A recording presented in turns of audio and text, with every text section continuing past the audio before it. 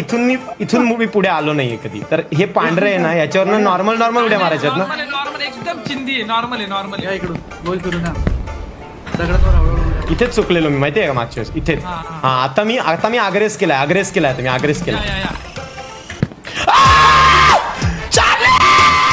हे काय झालं रे चार्ली? अरे काय करायचं रे जीवनाची? हे आई मला वेड्याच्या इस्पितळात टाक. आई मला नाही जगायचं रे. अगं बाबा, अरे मी स्वतःला पडताना बघतोय. नाही हे खोटं आहे. मी नाही पडलं. मला कुठेतरी मागे न्या.